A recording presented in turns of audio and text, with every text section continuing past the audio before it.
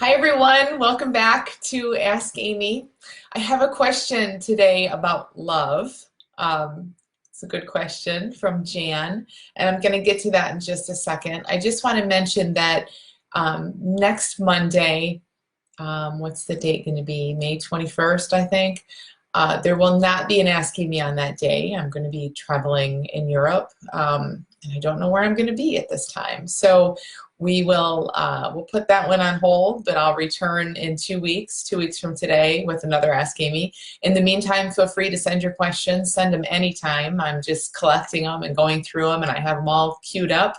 So send your questions to Ask Amy at the Little School of Big Change about anything related to habits, addictions, freedom, the way our thinking works, this new paradigm in psychology that I share. Whatever's on your mind, just send me your questions there, and I will queue them up and speak to them as soon as I can. So today's question is from Jan, and Jan says, "Hello, Amy. Thank you for what you do. Your videos and writings have helped so much. I can't even tell you." Thank you, Jan. I'm happy to hear that. She says, "I have kind of an abstract question, but one that's been troubling me for quite a while nonetheless. It's this: what about love? I love my husband. Is that just a thought? And could I just as easily think differently about him?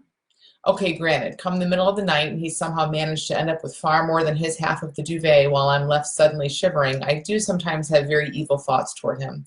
But generally it's all love all the way down, and I'd rather like to think that this love is based on something real, not just thought. Without getting too personal, how do you deal with the love thing so that it can remain meaningful and special and real? The fact that I'm even having to ask this question actually makes me suspect there's a big point I'm missing or not seeing at all in this. So I'd be really relieved if you could just help me see what this is, please." So great question. Great question, Jan. So as always, I should probably always preface what I say with this, but I think maybe especially this time, you know, I'm never here saying like I know exactly how everything works.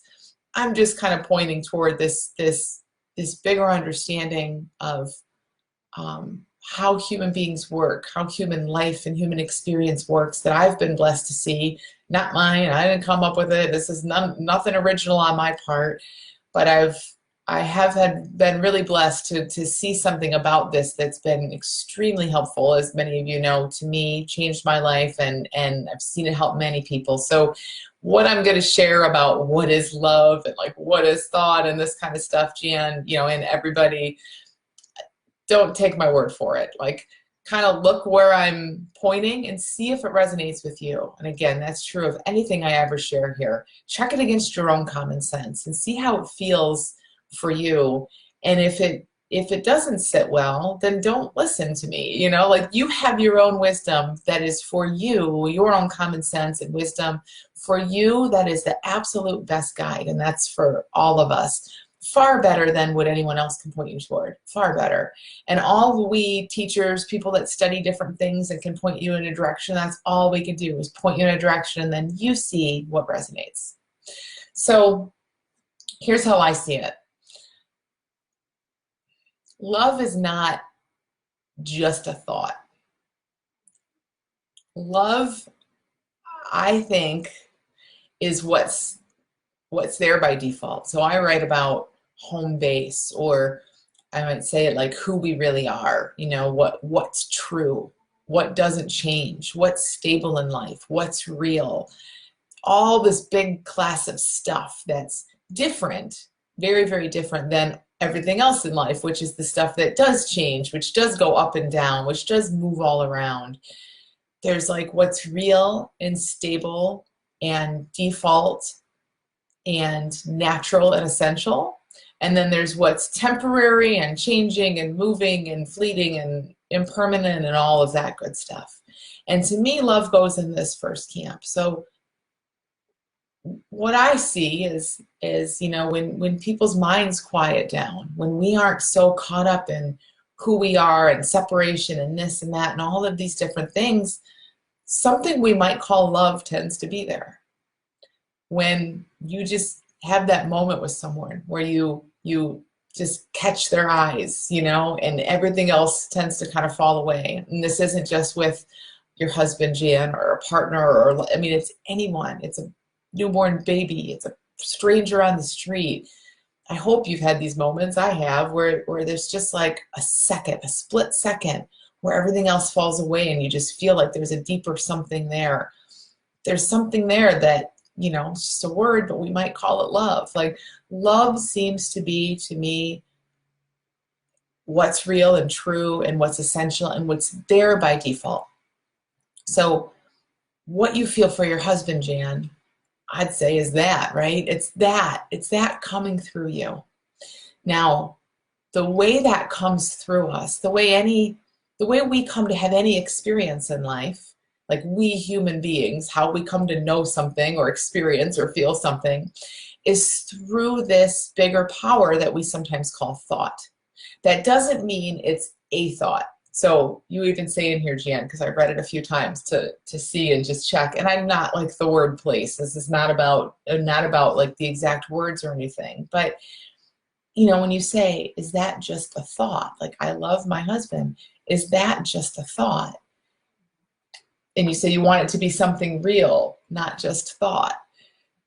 It's not like the whole feeling and essence and being of love is just a little thought that moves through your head. I don't think. I mean, again, I don't know, but it doesn't feel that way to me when it's that sort of deep, unconditional love that you seem to be talking about here. It doesn't seem like it's just a thought. But I think we come to experience it and know it and feel it as human beings through thought.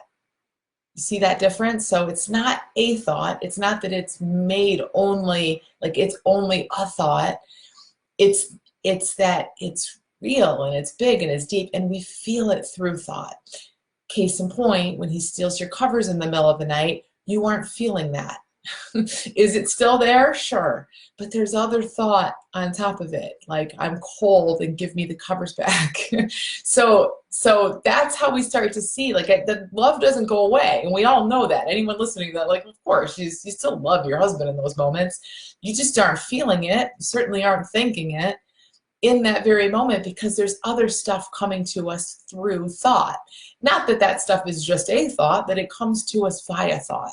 So I hope that little distinction, don't think about it too much, don't overthink it, but you can kind of get a feel for that little distinction. We get experience via thought or through thought, but that doesn't mean that everything is just thought. You know, there's a big difference in that. So Jan, no, I say you really do love him.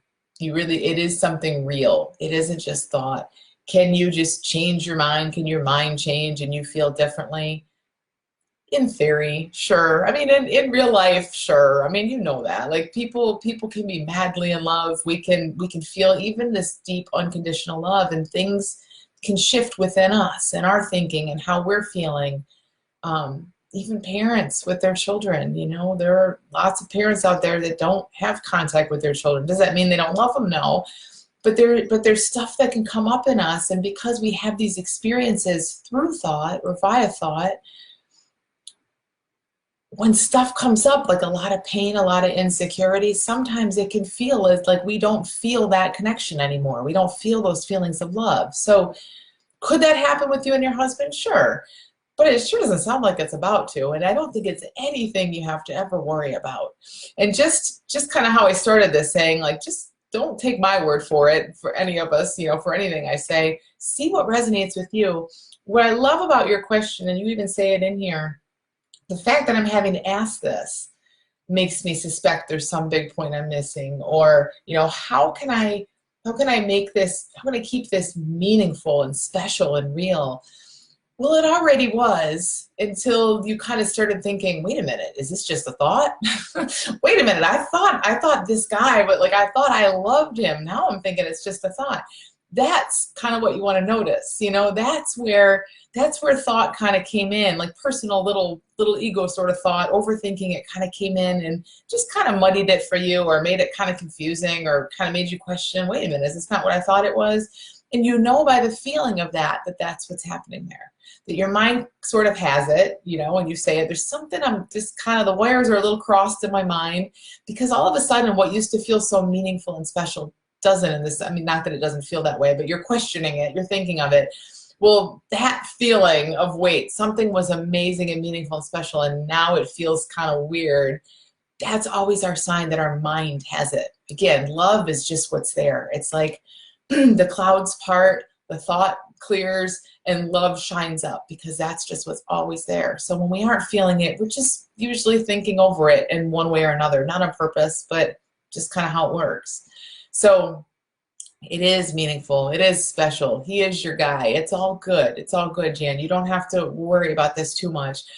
And at the same time, we feel what we feel, and it comes up through our own thinking. So when he's got your covers in the middle of the night, for me, when I'm stressed out, like my kids can walk in and they don't look adorable. My husband can walk in and it's just like, oh, it's him again. 2 minutes later, thinking clears for you. 2 minutes later, got your covers back. Completely different experience, right? The love didn't change. It's just that the filter changed. So we just got it in a different way. And I think that's hopefully a good place to look, you know, to see that it's just sort of how we're getting the information, not what it is or what's there. So hopefully this is helpful to you, Jan, and to everyone listening. Kind of a deep question, but I think it's, again, I love how you guys send such great questions that are about such different things, and they keep pointing us toward this bigger understanding of how humans work. So I hope that those of you who watch these Ask Amy sessions are starting to get that from it, you know, seeing, oh my gosh, there's a huge variety of questions, but they all point in the same place, and that something kind of grows and deepens in our understanding from there. So thanks so much for your question, Jan. Thank you all for listening, and I will see you back here in 2 weeks. Bye, guys.